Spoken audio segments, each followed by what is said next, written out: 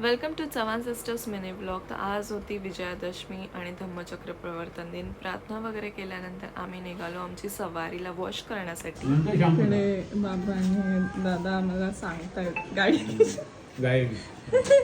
Guide करतायत. गाडी शिकत नाहीये काय सगळे डरपोक काय उपयोग नाही. मला वाटलं मुलगी खरोखर डेअरिंग आहे.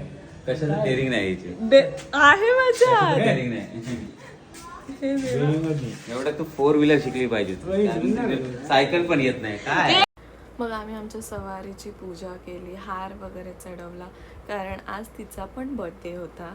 सो पूजानंतर आम्ही जेवायला वरती घरी आलो आणि मस्त मम्मीने जेवण केलं आणि मग सोसायटीच्या मंदिरात पाया पडलो. मग आम्ही गेलो गावदेवीला, तिकडे पण पाया पडलो, छान दर्शन वगैरे झालं आणि संध्याकाळी आलो तो बघतोय तर सगळ्या क्युटीज सोसायटीमधल्या सोन्याचं पान देण्यासाठी आलेले. मग आम्ही गेलो सोनाराकडे. दसऱ्याला गोल्ड घेतलं कारण की माझा बर्थडे येतोय म्हणून मम्मी आणि सोनलने मला गिफ्ट घेतलं आहे. ते तुम्हाला नेक्स्ट ब्लॉगमध्ये नक्की बघायला मिळेल काय घेतलं आहे गिफ्ट.